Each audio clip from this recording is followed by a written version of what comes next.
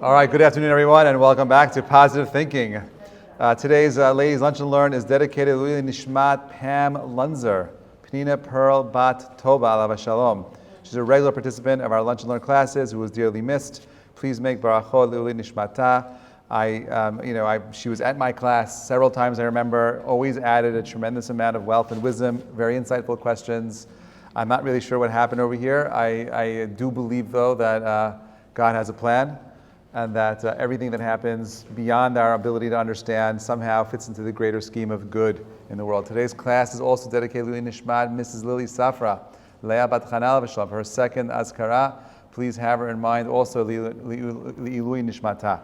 Okay, we are in the middle of a very important conversation, especially in 2024, about positive thinking. We've spoken the last couple of weeks about the idea of positive speech. We thought about positivity in our thinking. And today, which is our fifth conversation about positive thinking, believe it or not, we're going to be talking about the idea of the power of imagination. Now, imagination has gotten a really bad rep. If you remember what it was like being a young woman, a young little girl, imagining about, what the future may hold for you, opportunity, ideas, beliefs, your own fantasies, and so on and so forth. And what ends up happening is as we go to school, we're taught that imagination is not your friend. Imagination is bad. Because the testing that happens in schools today, and the Western cultures mostly, I would say it's a global phenomenon, that we're not really interested in imagination. We're interested in facts. We're interested in cerebral type of thinking. We want mathematics, science. And imagination doesn't really play a role in our society. It plays a role in Hollywood. It plays a role in video games. It plays a role in other places, but not really in business. I know they say. I'm just saying, but if you think about how our culture is set up, we put value in not imagination, but rather in mathematics, science, and so on and so forth. And while, of course, imagination is always happening in the background, the greatest scientists can't do their experiments without having imagination. But we spend so much time preparing people to develop their cerebral parts of their brains, and they do not put any effort into really helping them cultivate their creativity. Now, there's I heard this from a rabbi, I'm blanking on his name right now. It's Rabbi Farhi's rabbi, actually. Rabbi Berkowitz, thank you. Okay, and Rabbi Berkowitz, well, I heard him say this 25 years ago. I was in one of his classes, and he said that if you look in Israel, the greatest rabbis in Israel are mostly Americans, not Israelis and not Europeans. The biggest Rosh Yeshiva are coming from like English-speaking countries and not any of the other countries. And he asked why. And he said that, in America, even if you were religious back in the good old days, there was still room for personal creativity. There was still space for you to go out and play baseball and basketball and go to a hockey game and a football game, and you still had that room to go ahead and imagine.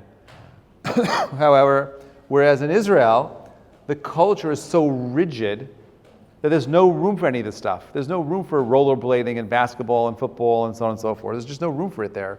It's a very monolithic type of a society where it's either religious or not, observant or not. There's no in between. There's no gray area.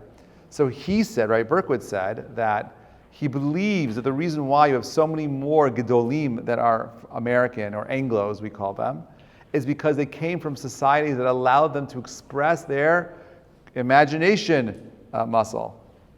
That they brought their imagination with them to the world of Torah. I heard this from Tzipora Heller, a very famous, noted lecturer and author. And she said that the reason why she believes that she's able to give over so many of her Torah ideas because of all the TV that she watched in the 50s and the 60s, the classics, right? And that it was those shows that, with her learning the union of this her ideas and her imaginations as a child, and marrying that to her adult, sophisticated mind is why she's able to impart so much depth and beauty to the ideas that she shares with so many. And therefore, like we spoke last week, the idea of the basketball game, the basketball team that divided themselves into three groups. Those people that thought about using their imagination, their thought to shoot the shots did better than the ones that just did the practice and so on and so forth. It's the same idea. And therefore, my question to you is, how are you still engaging with your imagination? That's a weird question. Because as we get older, what ends up happening? We become jaded, right? Reality sets in, right? This is just the way it is, Rabbi. What do you mean, imagination? There's no room for imagination. There's something called mitziut. Mitziut. In last week's parasha, we read about how the Jewish people wanted to come to the land of Israel via Jordan. And they were bumping into nations like Edom and Moab. And we know there was a king named Sichon. Call him Sichon Melech HaAmori, the Amorites. But that's the name of the people. What was the name of the city that he was a king over? Anyone know what it was called? He was known as Sichon Melech Cheshbonot. Melech of the Cheshbon, right? What's a Cheshbon? An accounting, right? A thinking, a thought. The people that are doing all their Cheshbonot. How many of us have all kinds of Cheshbonot that prevent us from doing the things that we need to do? And this is Rav Kook. Rav Kook says that in order for you to go to Israel, you know what you have to do? You have to kill your Cheshbonot. You can't have Cheshbonot. There are no Cheshbonot when it comes to the land of Israel. And I'm sharing this because last night we had a woman, her name is Ditza, or, right, her son, Avi Natan, or, is still a hostage in Gaza. And if you watch the video of Noah, Ibragimov, who was, I butcher the last names. Anyway, when that video of those terrorists pulling her away, the camera pans out, and her son is right there next to them. I think they were dating, actually. And he's still been in Gaza, and she shared her message with us last night. And it was a message of hope, a message of positivity. And it was like, it's hard to understand how anyone could be positive. Anyone, any mother here who has a son will tell you that the idea of their child being locked, she said that he hasn't seen daylight since he's been taken as a captive. Right? And that they know that he's alive, but they can't tell her how they know. There's, it's like all these weird, there's a simanim, this and that, and she operates with this idea, using her imagination, that it's all going to work out and he's going to come out, he's going to be free. And that she believes that it's because of her positive thoughts, her positive ideas in her mind, that's what's keeping him alive right now. Now, is it true? I believe so. I believe so. I think that there's something to be said, I'll take it in a moment, there's something to be said about a child who's envisioning a beautiful, great future for himself or herself, and that eventually has to be confronted with reality. Now, I'm not saying we should live in an imaginary world. I'm a very big believer in taking in long, deep doses of reality, but not at the expense of crushing the possibility of my imagination. And a child becomes an adult when they stop imagining. A child becomes an adult when they stop believing in all kinds of possibilities. A child becomes an adult when they stop telling stories. Right? When we stop allowing our mind to use and exercise that other part of our brain, that creative part of ourselves, that more imaginary part of ourselves, we become like everybody else on this planet. And that's what I want to speak about with you today. Yeah, you want to add something? I just wanted to say, and then people who try to kill people's dreams, that is also extremely powerful. And the negative that people say usually stays in people's minds. So I think it's so important not to do that, because God only knows that happens all the time. And if you can say positive, but that one negative, people, really keep that in their brain. Yeah, listen, you're by the end of this class, you'll become an expert in recognizing that no one outside of you can say or do anything to interfere with who you want to be and who you are. And the only reason why those outside words are able to penetrate you, the only reason why those outside circumstances are able to get inside is because you have allowed it to get inside. Right? You're in control of your emotions, your response, your reality. No one else is. Don't empower other people. Don't react. Don't give that power to somebody else. You take control over it. There's nothing more profoundly powerful than being able to withhold an emotion And we're never trained to do it because we're a very emotional generation. And all of us want to respond emotionally, and we get in trouble for it. If you were Motzei Shabbat, I don't know where you were when you found out about the assassination attempt on Donald Trump, right? Oh, you're all here? Okay, fine. So where were you on Saturday night when you heard about the assassination attempt on Donald Trump, right? It's going to go down as one of the most profound, iconic moments in American history, right? Yeah. You think it was a setup? No, I don't think so. Listen, I've never heard. I have not heard. Yeah, it was Hollywood. It's Hollywood. Anyway, the point is like this. The point is, there's all kinds of interesting conspiracy theories out there. My favorite is that it was the Mossad. That Israel did this as the Mossad. They wanted to do this.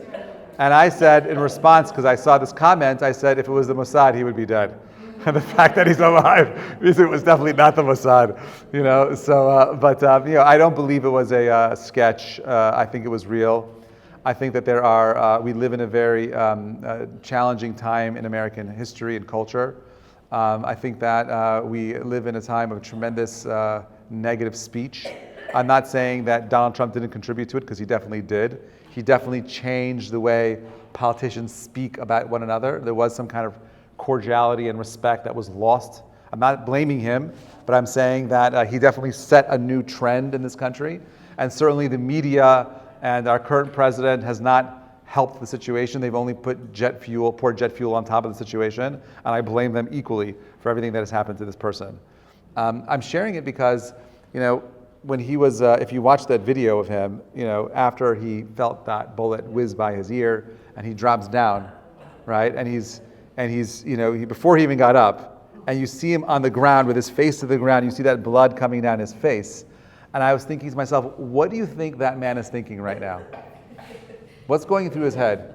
Was he thinking about, you know what, I'm going to get up right now and I'm going to pump fist the crowd? Or was he thinking, Baruch Hashem, I'm still alive. Baruch Hashem, I'm still alive. I know what he said. Baruch atah Adonai, Eloheinu melech haolam, shehakol nihiya bidvaro.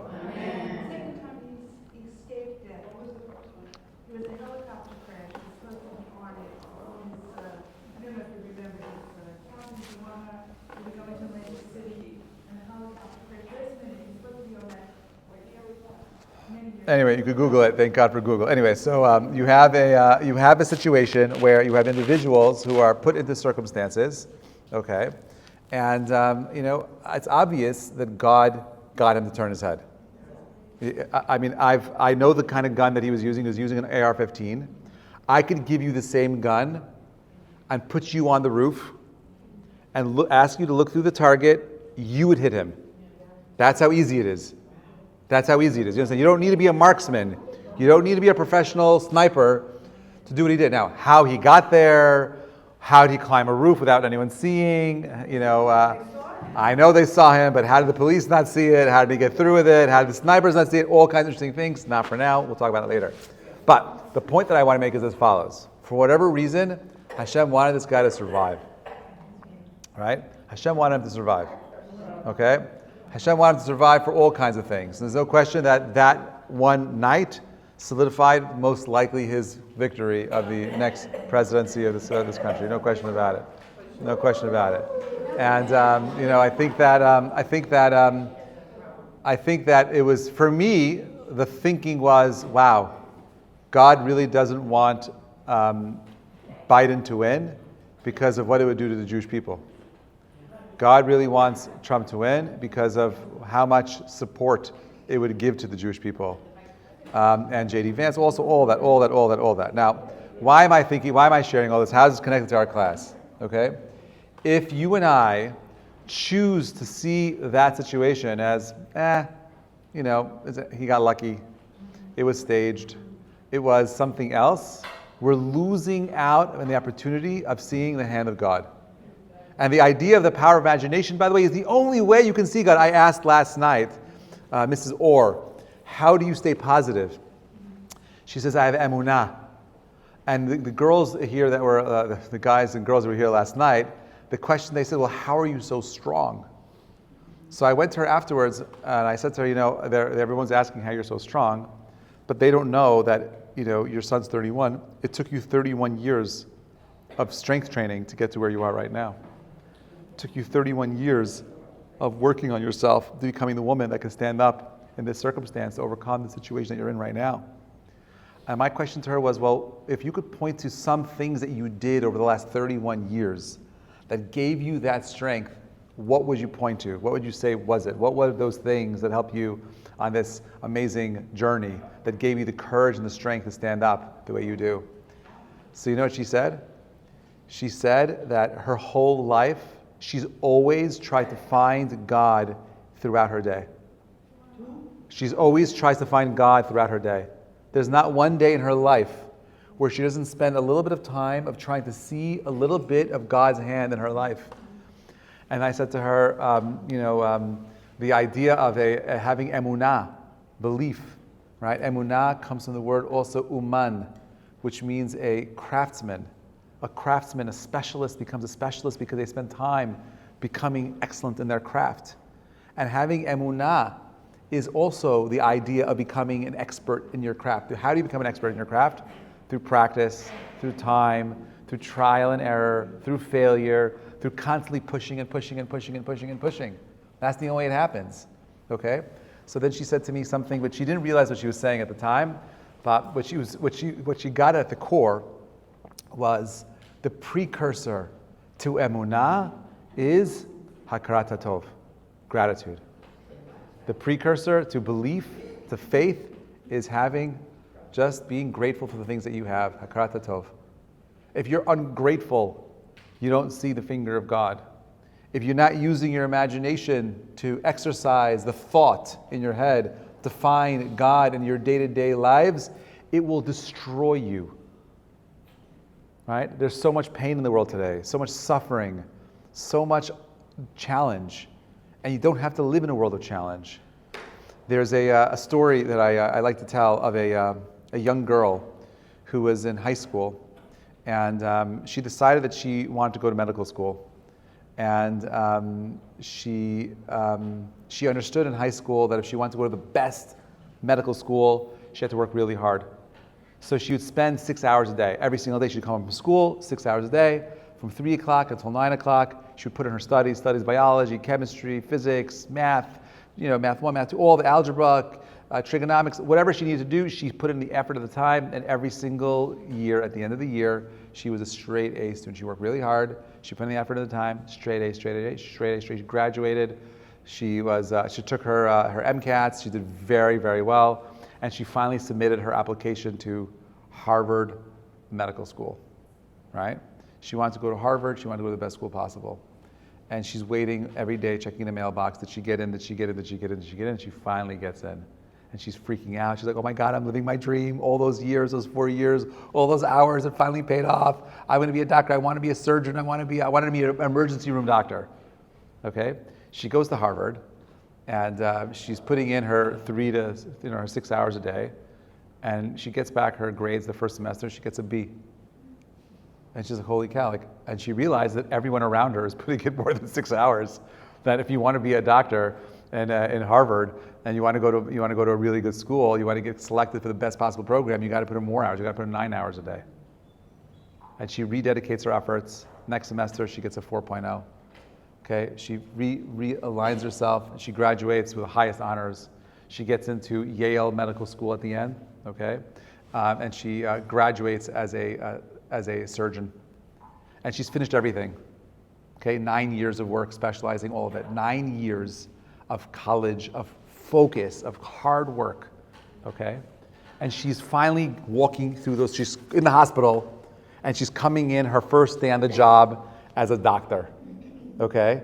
And she's got her, her little, her, what it's called is that little coat that they wear, the lab coat, and she's putting on her gloves, and she's walking into the emergency room, and as she's about to walk in, a nurse, pops the door open. He's like, oh my God, I gotta get out of here. I gotta get out of here. He's like, what? She's like, what's wrong? She's like, it's a nightmare in there. She's like, why? She's like, there's blood, there's body parts, there's bullets. It's horrible. She's like, don't go.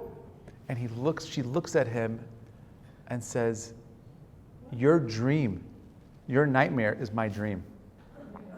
And she walks into the emergency room, and she starts healing people, and she's sewing people up, and she's getting them back to get back to normal, and so on and so forth, right? You see, it's all about your thoughts. It's about your perspective, right? She spent her whole entire life, I'll take it in a moment, she spent her whole entire life with one singular focus. I want to go out there, and I want to love and help people. How does that happen? It happened as a young girl, imagining. I have a friend who was started a newspaper route. Remember that? People would go ahead and deliver newspapers, right? And every single day, he would for 4 years, every day on his bike ride, he would imagine that one day he would be the CEO of a big company. Now, I'm not saying you don't have to put in the effort. I'm not saying you just imagine and everything will just fall into place. But if you don't have a picture in your mind's eye of what could be, if it's not clear to you of what you want to accomplish, where you want to go, you're not going to go there. You're going to get stuck. It's going to become a burden to you. You know, I have my second son, Akiva. He was. I remember this day very clearly. It was in pre-1A. They came home with a sheet, asking all the boys in the class, "What do you want to be when you grow older?" And you'd be the first guy. He wants to be a fireman, a policeman, a mechanic, a doctor, whatever it is. And my son writes, he wants to be a Navi, a prophet. So I looked at this, I'm like, you're the only one in the whole class that wants to be a Navi. What's wrong with you? Don't you want to be like a football player? Don't you want to play basketball? Do you want to be a cyclist, an Olympian? Don't you want to be something normal? You got to be a Navi, some guy who's like, prophesizing with God. So he was, I think about it, he was like 6 or 7 years old. You know what he said to me? He said, Abba, that's the highest possible position I can get. There's nothing higher than a Navi. It's even bigger than a rabbi, right? So happens to be that he was a valedictorian of his class in elementary school. He was a valedictorian of his high school. He's a very bright kid. Now, it wasn't because he imagined it. His imagination created a picture in his mind's eye of who he wanted to become. And therefore, he took his time very seriously. He would read non-stop. I take him to the library, he'd finish 4 or 5 books a week, easily. Okay, this is on him, not because I was pushing him. When he was in high school and he became more serious about his studies, he would say, Abba, I want to play a video game, but I don't want to spend more than 15 minutes on the video game because I want to get back to my studies. Could you set a timer and come and check on me and make sure I'm off? That's his own. Why? Because in his head, he wants to be something big. It's that picture in his mind's eye that drives him. It's through that picture and that hard work when they marry each other, that's where excellence comes from. And as adults, we just surrender because this is just my reality, and my reality is, why should I imagine anymore? I know who I am, I know what I am. And that, my friends, is Maaseh Satan. It's Satan, right? It's the act of the Satan. The Satan wants to prevent you from becoming great. It's never too late to become great. The Chachamim say if there's a sword on your neck, you can change, you can become great. It doesn't matter. It's never too late. It's not true. Judaism is the one beautiful faith that focuses on what? It's about your effort. It's not even about the results. Hashem doesn't care about your results. You're not in control of the results. I can't control the results. This woman, Mrs. Orr, she can't control the results. You know what she can control? Her response. How do you control your response? By your thoughts, by your imagination. What did you want to say? Now past a little bit. Sorry. The emergency room doctor? Yes. I think we need her name and her. She's in Boston, but yeah, it's just it's just that is the reality. The reality is that we have so many of us are driven by simple things, when in reality, each one of us can become something much more profound. I remember very vividly. Then I want to tackle this sheet very quickly. When I saw my first Shabbat table, a first religious Shabbat table, and I was like, wow, this is amazing. Like the children want to talk to the parents are talking to the kids, they're fun, there's conversation, there's intellectually stimulating conversations. I'm like, wow, this is so cool. Like, I could actually, this is something I would want for my family. And I started imagining what my family would look like if I was to have a Shabbat table like that for myself. And then I realized, Reuven, you want to have all these things. Yeah, but you're not Shomer Shabbat. No girl that's going to want to keep Shabbat and have those kind of kids are going to want to marry you. And I had to make changes. And it was slow. I changed the way I started thinking about my tefillah, changed the way my diet, started eating kosher food, started thinking about, time, how I spend my time, where am I investing myself. And that one moment of imagination, that flash of inspiration, became the litmus test for me of what I need to do every single day. But that's what the imagination is for. Do we exercise it? How many of you have sat there and said, you know what, let me imagine what my day is going to be like today. And then take everything we did yesterday, the last few weeks, the positive speech and the positive thoughts, and add it to your day beforehand, like the basketball players. You wake up in the morning, you say your Moda'ani. You wash your hands, go to the bathroom, you say your Asher Yatzar. Amazing. Okay, you get yourselves dressed. And you look in the mirror and you smile the biggest possible. You stand up, tall, put your shoulders back, take a deep breath in, you smile in the mirror, you look at yourself, you're like, today is going to be an amazing day. And then I want you to imagine what your day is going to be like with everything going right. I'm not guaranteeing that everything will go right. I don't believe in wooji, okay? I believe in that the only thing you can control is your response. And if you know that you want your day to be good, and you know that the only person that could take that away from you is you, how are you going to respond to when the challenge comes your way? Well, I already imagined it's going to be a good day today. You're not getting in my way. You're not getting in my way. You're not getting in my way. It's an amazing day. And I want to be the best me. So it's all about you. The imagination is one of the most powerful tools in the world, and we don't know how to use it. It happens a little bit in our tefillah, the whole idea of prayer, praying for something, thinking about someone who's not doing well, thinking about someone who's passed away, remembering their soul. It has an impact. It draws out the neshama. Every single time you read someone's name and you say a bracha in their merit, their neshama gets elevated. Just so you understand, it's only in this world that you and I can make changes spiritually. In the other world, there's no more change. You're stuck. You plateaued. The only thing that can get you to move in a spiritual plane is when other people are doing things for you. Your kids, your grandkids, the community, and so on and so forth. That's what elevates you. That's why these things are so important. We think about it on purpose. It's my mind that allows me to connect to a spiritual plane, a spiritual reality. When I think about these people, I move them.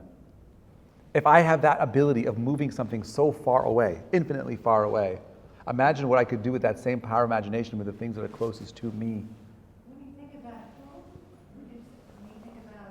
the other realm, Yeah, I said we move ourselves from one realm to another realm, and we have the ability of impacting other realms with our thoughts. Are you saying people who passed on? Yes, talking about souls.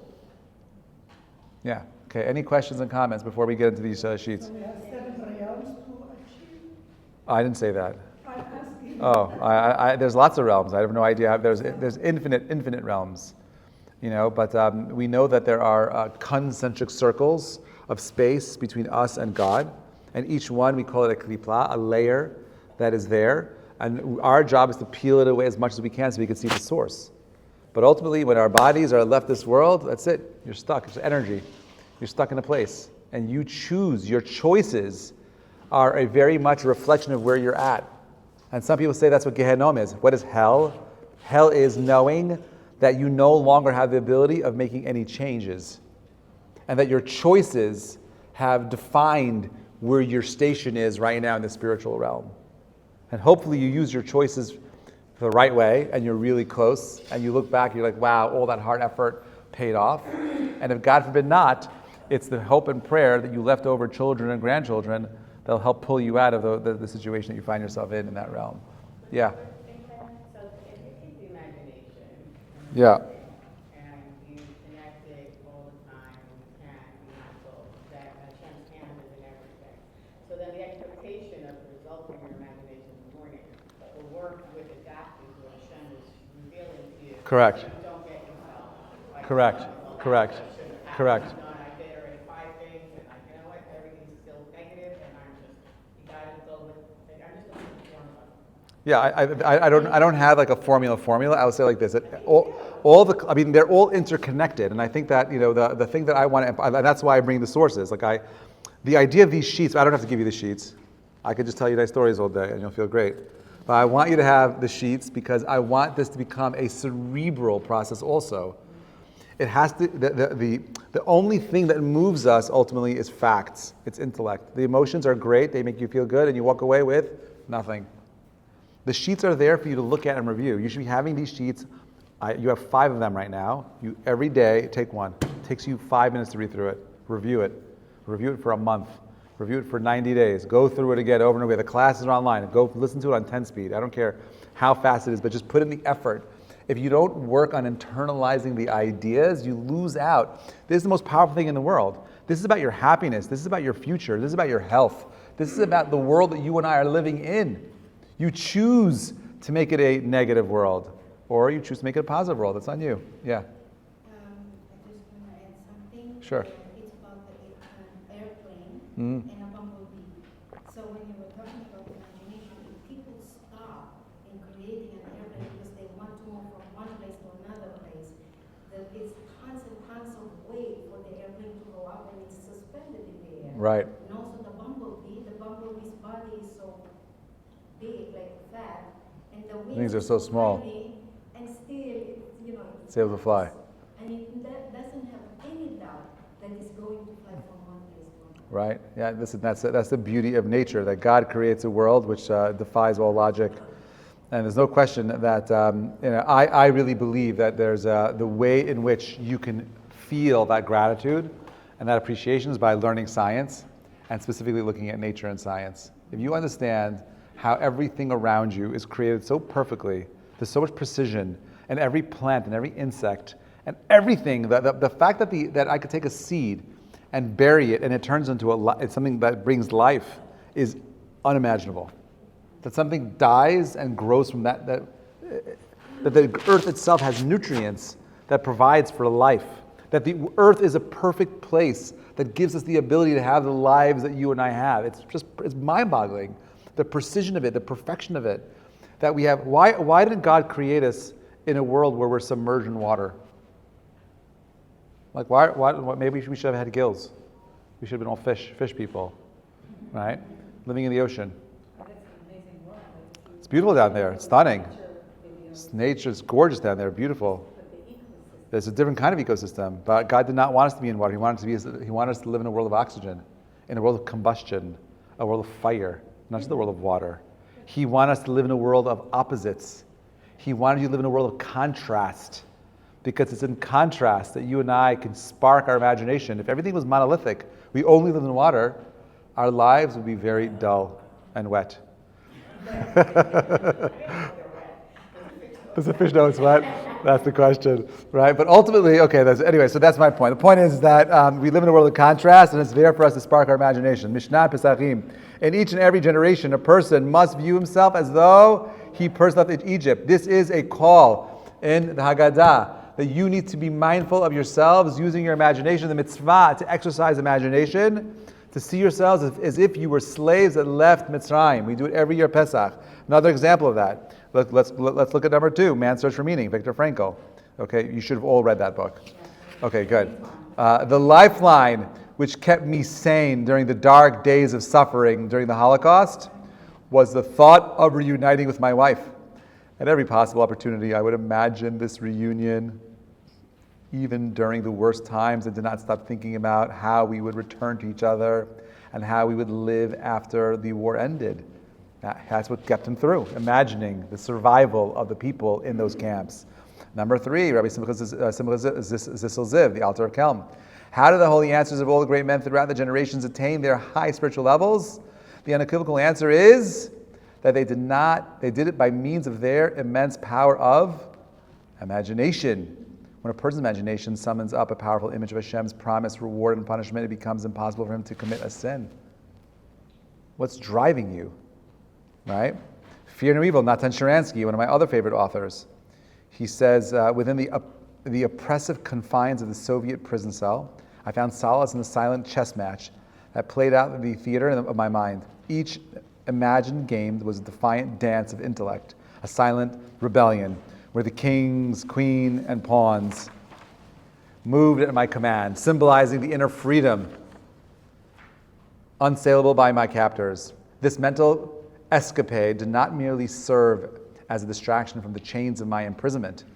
It was a profound testament to the indomitable human spirit that refused to be broken. Amidst the cold, harsh reality of the confines of my unwavering imagination, over the chessboard became a bastion of hope and resilience, a reminder that while my body was confined, my mind would forever soar unchained. How beautiful is that, right? How poetic.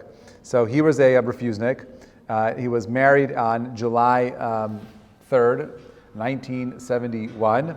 And on July 4th, okay, this is like a day after he got married, he was taken to jail. He was imprisoned for 9 years. His wife, was it Avital? She spent 9 years flying around the world. Some of you for sure remember her, right? From everywhere, right? Fighting for him, never giving up, imagining his release. And their imagination became reality. They never gave up. Eventually came out. The Vilna Gaon, one of my most favorite authors. The Vilna Gaon was probably one of the smartest rabbis in the last 1,000 years, by far. He's called the Gaon.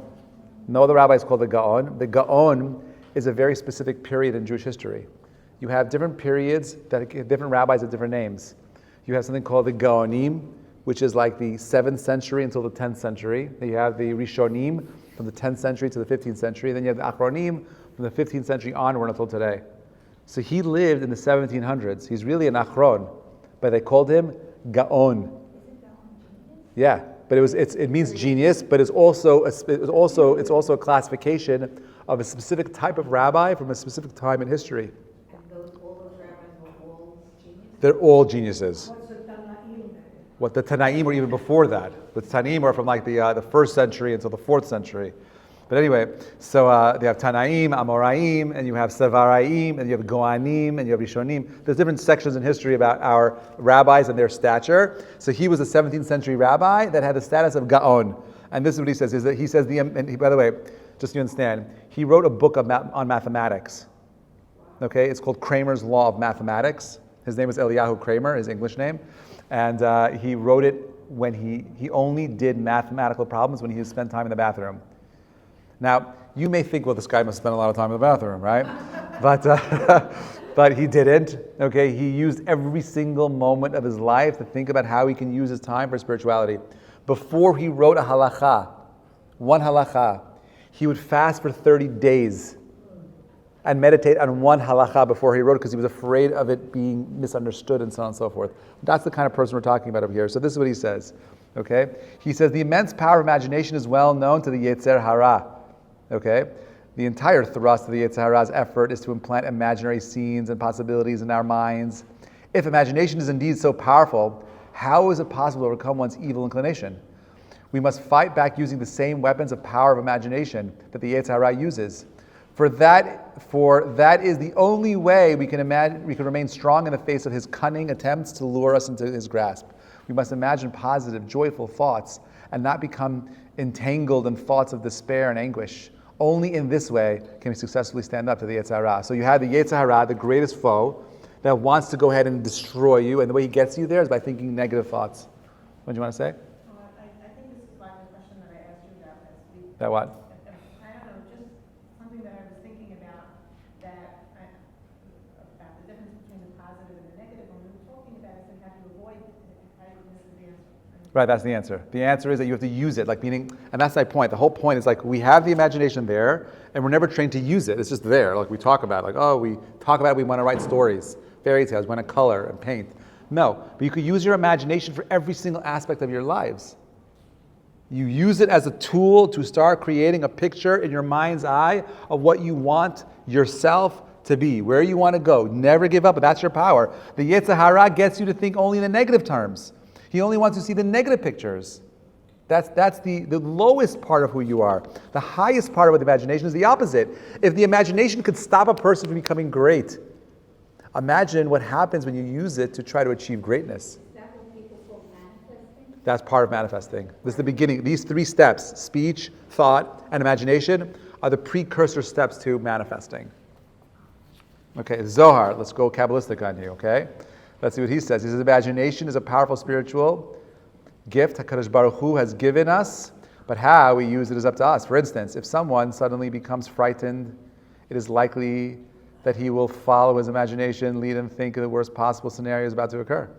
Then he will begin to reinforce those destructive thoughts, making a mental review of similar occurrences that he recalls having happened to others.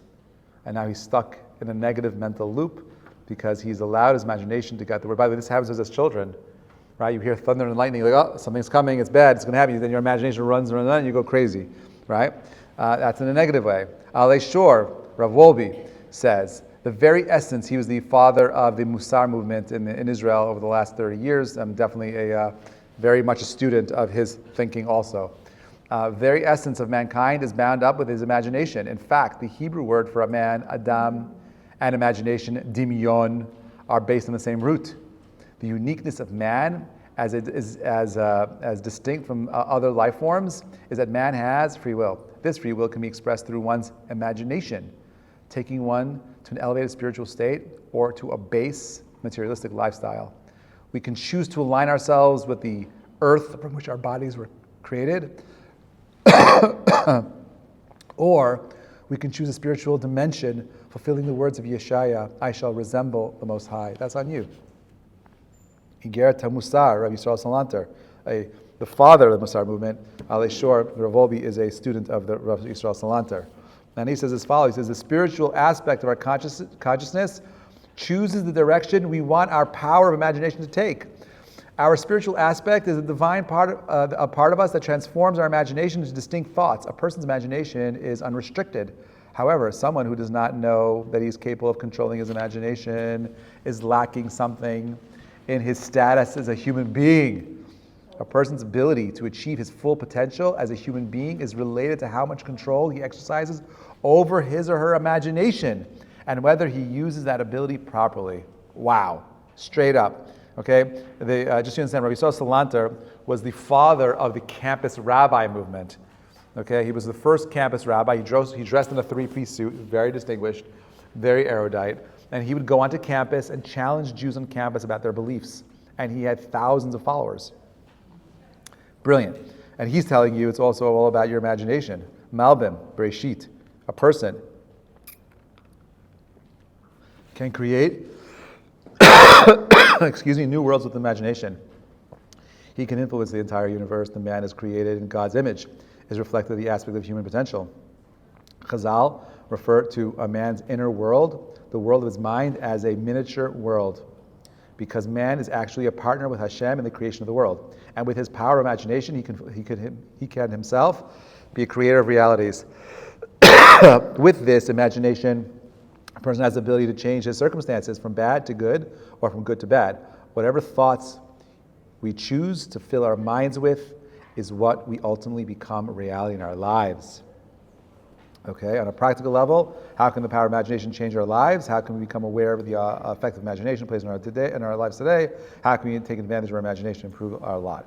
Okay, so this is a 4-step piece on how you can solve your own becoming innovative and using your imagination. It's very straightforward. You could go through it on your own. I'm not going to do it with you today. But I want to turn to the last page. I want to end with something inspiring. Since all of you wanted the quotes, I put it in the sheet that's in here for you, okay? We'll go through these quotes together. I'm not going to do all of them. I'm going to pick the ones I like. Imagination is more, number one, imagination is more important than knowledge, for knowledge is limited to all we know and understand, while imagination embraces the entire world and all there ever will be to know and understand. Albert Einstein, everything you can imagine is real. The power of imagination makes us infinite. Imagination is the beginning of creation. You imagine what you desire, you will what you imagine, and at last, you create what you will. Logic will get you from point A to point B. Imagination will take you anywhere. Number 8, the man who has no imagination has no wings. Number 11, the true sign of intellect is not knowledge but imagination. We'll do the last 2, number 14 and 15. The moment you doubt whether you can fly, you cease forever to be able to do it. Peter Pan. Number 15, for imagination sets the goal picture which our automatic mechanism works on. We act or fail to act, not because of the will, as is commonly believed, but because of our imagination. This is the tool that is the engine, the fire that gets us to move. The more and more you use your imagination, you know what does the best me look like? What does the happiest version of me look like? What is the me that is grateful, that is besimcha, the me that is doing exactly what it needs to be? What does that person look like? Then how do I imagine that? How do I make that my imagination, my reality? Or we'll use the more modern language of manifesting my thoughts, right? Because that's what this is. And there's this last piece over there at the end, right? Go through it. It's very clear. Problem solving and innovation. Change, awareness, application. Change, awareness, application. Change, awareness, application. Overcoming fear and anxiety. You choose how seriously you want to grow into becoming something more. The more you invest in your ability to imagine yourself out of the reality you're in, the more likely your imagination becomes in sync with reality. May we be blessed with understanding this truth and live it. Have an amazing week. Bezrat Hashem, we'll pick up next week.